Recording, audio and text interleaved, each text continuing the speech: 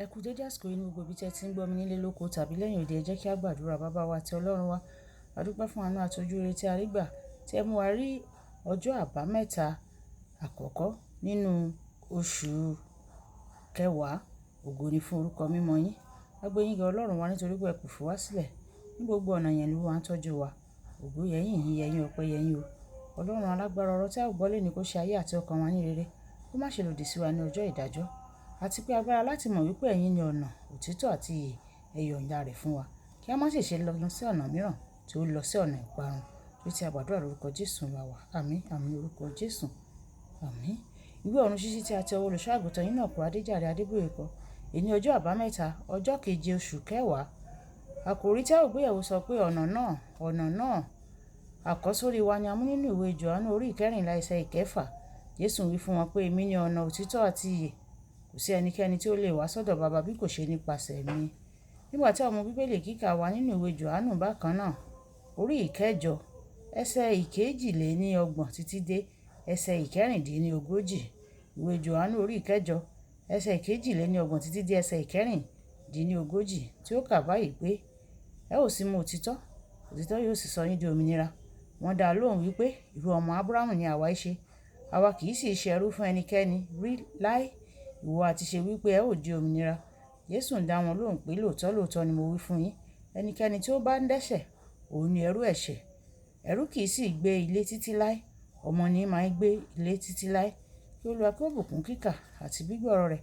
Ó yẹ tẹ́tí bẹ̀rẹ̀ jẹ́ láti gbọ́ ohun tí olùṣọ́-àgùntàn Enoch Adeboye ní fún wa ní èní ọjọ́ àbámẹ́ta.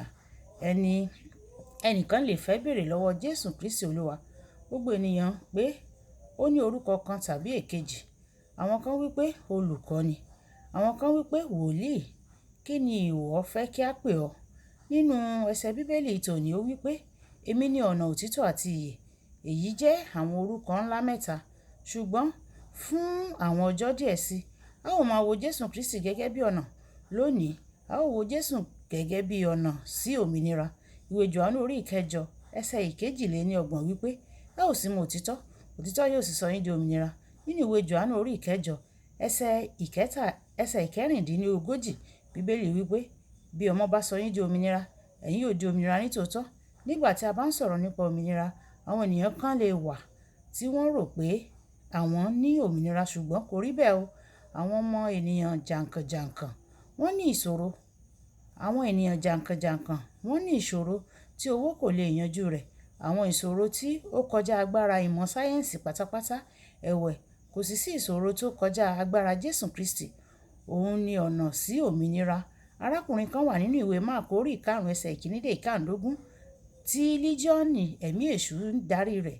Kìkì ọ̀rọ̀ kan lásán láti ọ̀dọ̀ ọ̀nà náà, gbogbo àwọn ẹ̀mí èṣù náà fi í sílẹ̀. Arábìnrin kan wà tí ó ní àìsàn kan tí ó yàtọ̀ tí ó sì mú kí iná ẹ̀lẹ́tíríkì máa kọjá lára rẹ̀. Nígbàkúgbà tí wọ́n bá tan ohun èlò tó ń lo iná ní àyíká rẹ̀, bí ó bá tan ẹ̀rọ ìlọsọ, yóò bẹ̀rẹ̀ sí ní gbóná. Nígbà tí ẹ̀rọ ìlọsọ fúnra rẹ̀ yóò bẹ̀rẹ̀ sí ní tutù. Bí ó bá tan fáànù, arábìnrin yìí yóò bẹ̀rẹ̀ sí ní máa yípo.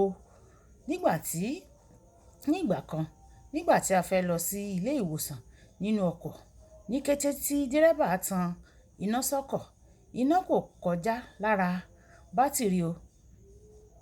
Iná ó gbé obìnrin yìí sókè, ó sì jù ú síta kúrò nínú ọkọ̀.